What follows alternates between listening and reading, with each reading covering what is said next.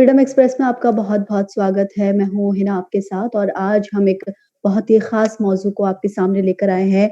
हम जैसे कि जानते हैं कि 15 दिसंबर का दिन जो होता है वो अ, एक बहुत ही ऐतिहासिक दिन है क्योंकि 15 दिसंबर के दिन एक शाहीन बाग आंदोलन जो है उसकी वर्षगांठ मनाई गई थी और ये जो शाहीन बाग आंदोलन है वो हम सब जानते हैं कि किस तरह से शुरू हुआ था कि सीए एनआरसी के खिलाफ जामिया के छात्रों ने 13 दिसंबर 2019 को एक विरोध प्रदर्शन शुरू किया था जिसमें पुलिस ने बहुत बर्बरता के साथ उन स्टूडेंट्स को काफ़ी पीटा था और लाइब्रेरी तोड़ दी थी जामिया की। जामिया को काफ़ी नुकसान पहुँचाया गया था जिसमें दर्जनों छात्र जो हैं वो घायल हो गए थे। लेकिन कल ही यानी कि 15 दिसंबर 2020 को इसी पूरा जो शाहीन बाग की वर्षगांठ थी और जामिया में जो हिंसा हुई थी उसके खिलाफ एक कैंडल मार्च निकाला जा रहा था और इस दौरान इसमें कई लोग शामिल थे जामिया नगर के जिसमें उमर खालिद की अम्मी और उनकी एक छोटी बहन भी शामिल थी और पुलिस ने फिर इन दोनों को और मतलब उमर खालिद की अम्मी को और उनकी बहन को बहन के साथ 14 लोगों को हिरासत में ले लिया था।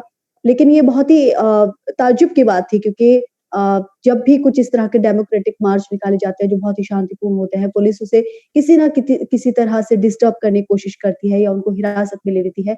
तो आज सवाल ये खड़ा होता है कि जब बिहार में चुनाव होते हैं या बड़ी-बड़ी रैलियाँ होती हैं या वेस्ट बंगाल में जब चीज़ें होती हैं तो तब कोई पुलिस जो है कार्रवाई नहीं करती है। लेकिन जब डेमोक्रेसी की बात होती है और जब डेमोक्रेसी के लिए कोई रैलियाँ निकाली जाती हैं, तो किस तरह से पुलिस वहाँ पर बर्बर कार्रवाई करती है। इस पूरे मुद्दे पर बातचीत करने के लिए हमारे साथ उमर खालिद के वालिद साहब यहाँ मौजूद हैं।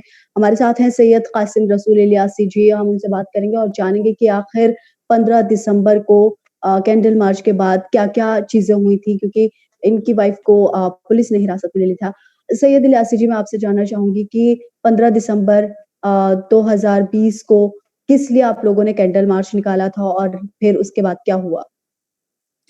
देखिए, जैसा कि आप जानते हैं कि 15 दिसंबर जो है वो इस बात की वर्षगांठ है कि सीए एनआरसी की मूवमेंट शुरू हुई थी, एंटी सीए एनआरसी मूवमेंट यहाँ से शुरू हुई थी और 15 दिसंबर को जामिया के स्टूडेंट्स ने एक मार्च निकाला था जिस पे पुलिस ने लाठीचार्ज किया और 200 करीब स्टूडेंट्स इंजर्ड हुए थे, 100 से ज़्यादा लोगों को डिटेन किया गया था और ज़ाहिर है कि उसके बाद से फिर ये एक तहरीक चल पड़ी थी, शाहीन बाग डेवलप हुआ और पूरे मुल्क के अंदर शाहीन बाग बनने लगे।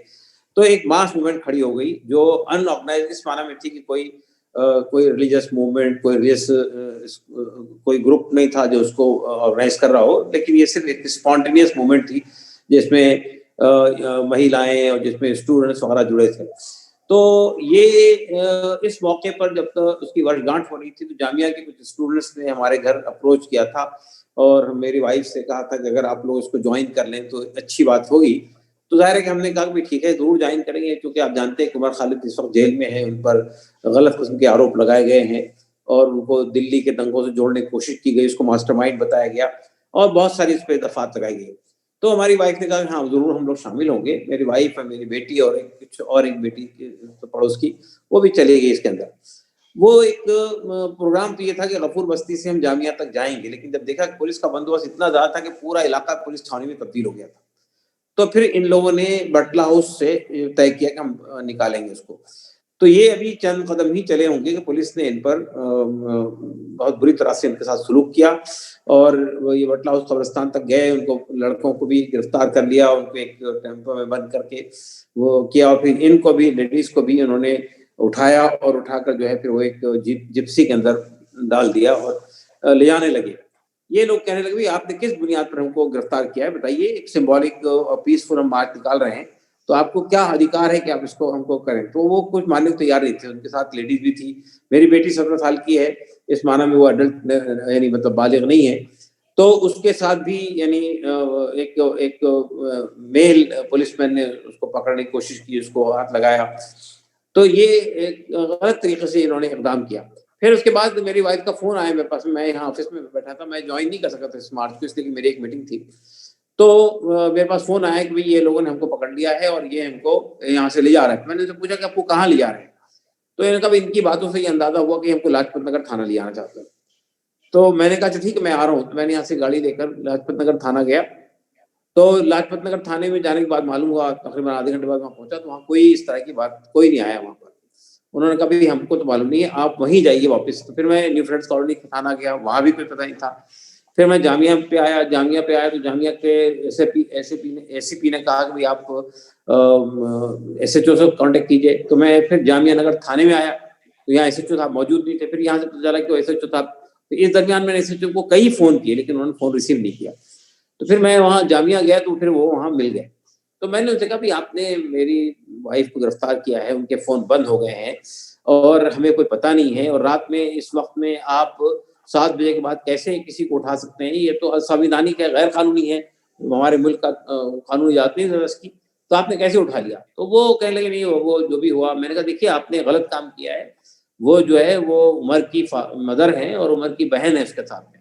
तो अगर आपने इनको उठाया है गलत तरीके से, तो इसके खिलाफ कार्रवाई होगी और इसके खिलाफ जो है वो इंटरनेशनल मीडिया में और सब जगह इसकी बात बढ़ जाएगी, आप देश का नाम बदनाम करेंगे। और एक पीसफुल डेमोंस्ट्रेशन कर रहे हैं, इसका अधिकार है हमको, हम में से हर आदमी को, हमारा दस्तूर हमको इजाज़त देता है। ये असंवैधानिक है जो आपने किया है।" तो वो बहुत ज़्यादा बात करने के मूड में थे नहीं। उन्होंने कहा, "देखिए साहब, हमने गिरफ्तार किया था, लेकिन हम इनको आधे घंटे में आपके घर पहुँचा देंगे। आपको जो करना है लीगल कार्रवाई आप कीजिए।" बहुत रूडली बिहेव किया उन्होंने। तो बहरहाल उन्होंने बंद और अपना शीशा बंद कर लिया कि भई आपको जो करना है करिए। लेकिन बाद में मुझे इत्तला मिली कि उन्होंने वहाँ से हमारी वाइफ़ को जो ले जा रहे थे, छतरपुर लेके चले गए यहाँ से एकदम दूर, और पुलिस कोई जवाब देने की कोशिश में नहीं थी। हर आदमी टाल रहा था। मैंने एसीपी से बात किया, उन्होंने टाला। दूसरे पुलिस वालों से बात किया, उन्होंने टाला कि नहीं, आप एसएचओ से बात कर लीजिए। एसएचओ के पास गए तो एसएचओ फ़ोन नहीं उठा रहे हैं। एसीपी को फ़ोन किया, उनका फ़ोन बंद आ रहा है। तो ज़ाहिर है कि ये लोग ये कोशिश कर रहे थे कि ये हमको किसी के सामने जवाबदेही करने की कोशिश, कि हम पोज़ीशन में थे भी नहीं और वो करना भी नहीं चाहते थे।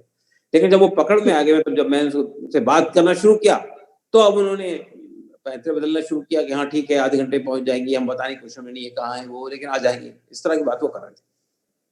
जी, बहुत-बहुत शुक्रिया इलियास साहब हमसे बातचीत करने के लिए। अब हम बात करेंगे उमर खालिद की अम्मी सबिहा खानम से, जो पिछले कई दिनों से जो पिछले कई दिनों से पूरे इस जो आंदोलन है उसमें जुड़ी भी रही हैं, और कल जो उनके साथ एक घटना हुई है उसके बारे में हम तफ़सील से उन्हीं से जानेंगे।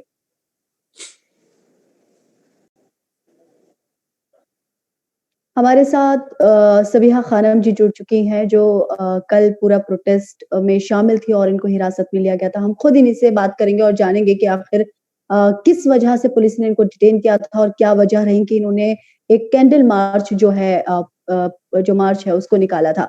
सबिहा जी, मैं आपसे जानना चाहूँगी कि कल क्या ऐसी वजह थी कि आप लोगों ने कैंडल मार्च निकाला, और जिस तरह से पुलिस दावे कर रही है कि आपके पास अ, वो जो मार्च था उसकी कोई वो मार्च निकालने की आपके पास कोई परमिशन नहीं थी? देखिए कल क्योंकि 15 दिसंबर था और हम सभी जानते हैं कि पिछले साल यानी 2019 में 15 दिसंबर को जामिया के स्टूडेंट्स के साथ जो ज़ुल्म-ज़्यादती हुई थी और जिस तरह से उनके एक पीसफुल प्रोटेस्ट को हिंसक बना दिया था पुलिस ने, और जिस तरह बच्चों को मारा गया था, इवन लाइब्रेरी में पढ़ने वाले बच्चों को भी नहीं बख्शा और किस तरह से उनकी किया था। तो आज कल के दिन जो है वो उस ज़ुल्म ज़्यादती का भी, और बल्कि कहना चाहिए कि जो एक मूवमेंट चल रही थी उसका भी 1 साल पूरा हुआ था। उसी सिलसिले में हम ये प्रोटेस्ट हमने एक मतलब किया था कि जिसमें मैं शामिल हुई थी, कि ताकि वो याद उसकी वो हो कि जो ज़ुल्म और ज़्यादती की वज़ह से वो हमारी आवाज़ें दबाना चाहते हैं, ऐसा नहीं है कि वो हमारी आवाज़ों को दबा दबा पाएँगे। तो इसीलिए मैं हुँ। ख़ास तौर से इस प्रोटेस्ट में शामिल हुई थी, और क्योंकि यहाँ पर पुलिस का बहुत ज़्यादा बंदोबस्त था, तो कोई किसी ऐसी जगह पर प्रोटेस्ट नहीं किया जा रहा था कि जहाँ पर किसी लॉ एंड ऑर्डर की सिचुएशन कोई क्रिएट हो जाएगी या कोई रास्ता रुक जाएगा, और बहुत ही थोड़ी-सी तादाद में लोग थे अपना एक प्रोटेस्ट रजिस्टर करना चाह रहे थे। तो मैं उसमें शामिल हुई थी, लेकिन जैसे ही वहाँ पहुँची ही थी उसके 4-5 मिनट बाद ही पुलिस का एक पूरा रैला वहाँ पर आया और उसने जो है सब लोगों को, लड़कों को और हम लोगों को भी घसीटा, खींचा, और इस तरह से वो लड़कों को पकड़ के लेकर गए, और पीछे-पीछे फिर हम लोग भी जब वहाँ तक गए कि आखिर इन लोगों को कहाँ ले जा रहे हैं, तो हम लोगों को भी एक जिप्सी में भरकर वो लोग ले गए। ठीक है, तो आपको कहाँ ले जाया गया था और क्या उस दौरान पुलिस ने किया? देखिए उस वक़्त तो बहुत ज़्यादा घसीट कर, खींच कर उन्होंने उसके अंदर डाला हम लोगों को, मतलब मेरा दुपट्टा भी खुल गया था बिल्कुल और बहुत ही ज़बरदस्ती मतलब उन्होंने वो किया। हम कह रहे थे कि भई ये तो हमारा हक है, आप क्यों हमको इस तरह से कर रहे हैं? लेकिन उन्होंने कहा नहीं इन सबको भरो इसके अंदर और लेकर चलो। जब हम उसके अंदर बैठ गए तो हमने उनसे हुँ। पूछा कि भई आप किधर कहाँ लेकर जा रहे हैं? तो उन्होंने कहा नहीं हम आपको बता देंगे, हम आपको बता देंगे। तो बैठते वक़्त वो कुछ ज़िक्र कर रहे थे, बाहर से कुछ उन्होंने पूछा था कि लाजपत नगर, तो मुझे लगा उस वक़्त मैंने जो है इन्फॉर्म किया अपने हस्बैंड को कि भई हम लोगों को डिटेन कर लिया गया है और शायद लाजपत नगर लेके जा रहे हैं। लेकिन उसके बाद उन्होंने हमारे सबके फ़ोन स्विच ऑफ करवा के और ज़ब्त कर लिए, सबके फ़ोन रख लिए। तो इसलिए ये भी नहीं मालूम हुआ, अब हमको भी वो लोग नहीं बता रहे थे, लेकिन वो कालिंदी कुंज के रास्ते से फिर उधर सरिता विहार और वो लेकर गए तो काफ़ी लंबा खानपुर और मेहरौली उस साइड, छतरपुर के फार्म्स शुरू हो गए और उधर पूरा वो सन्नाटा वाला एरिया, गाँव-गाँव के से उस तरह के इलाके थे। मैं थी, मेरे साथ 2 बच्चियाँ और थी, मेरी अपनी बच्ची सारा थी, जो माइनर है, 17 इयर्स की है। इस दौरान उन्होंने हुँ। जिप्सी में बैठे-बैठे कहा कि इन सब के फ़ोटोज़ लो और इन सब की डिटेल लो, नाम है और फादर्स नेम और एड्रेस वगैरह सबका लिखो। तो क्योंकि सारा 17 इयर्स की हैं, तो उन्होंने बताया कि 17 लेकिन वो उसको 19 लिख रहे थे। तो मेरे अच्छा। साथ हम 4 लोग थे जिनमें एक लड़का भी था, उसने कहा कि सर 19 नहीं 17 तो उन्होंने कहा कि क्या कोई आईडी है आपके पास? तो सारा ने कहा कि नहीं भई मैं तो आईडी लेके तो नहीं इस वक़्त निकली थी कि मेरे पास आधार कार्ड या कुछ हो। उन्होंने कहा ठीक है फिर उसका फैसला थाने में होगा। तो उस वक़्त हुँ। ये ख़्याल था कि भई अगर हमें अपना 17 प्रूफ़ करने के लिए कोई वो नहीं है तो वो 19 किस चीज़ से प्रूफ़ करना चाह रहे हैं। उन्होंने सारा को हुँ। 19 लिखा।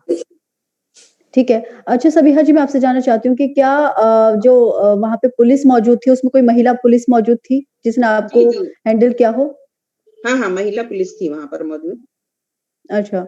लेकिन हुँ। जैसे इलियास साहब ने हमको बताया था कि वहाँ पर जो मर्द थे पुलिस वाले उन लोगों ने महिलाओं को हैंडल किया और वहाँ पर हाँ, आपकी बेटी को भी उन्होंने मिसहैंडल किया था। हाँ, उन्होंने सारा को जो है उनमें से एक जो है मेल पुलिसमैन ने मतलब वो किया, पकड़ कर उसको कहा कि इसको पकड़ो।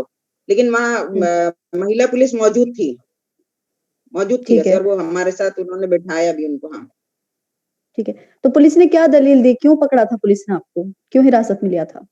हम उनसे पूछते रहे, हम उनसे ये कह रहे थे कि आप भई हमको कहाँ लेके जा रहे हैं, ये बता दीजिए, उन्होंने नहीं बताया। हमने कहा कि हमको एक मैसेज ही करने दीजिए ताकि हम बता दें कि भई हम अभी कहाँ पर हैं, किधर हैं, हम बाहर देख रहे थे कि हम कौन-सी रोड पर हैं, कहाँ हैं। लेकिन उन्होंने हरगिज़ ये नहीं करने दिया। फिर हमने पूछा कि भई आप हमको क्यों पकड़ रहे हैं? तो उन्होंने कहा कि भई आप लोग जो है वो कोविड में ऐसा वो कर रहे हैं। मैंने उस पर हँसी भी आई और कहा इतना बाज़ार खुला हुआ है, इतना रश था उस जगह पर जहाँ पर ये 20, 25, 30 लड़के मौजूद थे, लड़के-लड़कियाँ हम लोग सब जो थे मौजूद थे, उसमें सभी लोग मास्क पहने हुए थे। तो हमने उनसे कहा भी ये बात कि इतनी बड़ी-बड़ी पॉलिटिकल रैलीज़ हो रही हैं।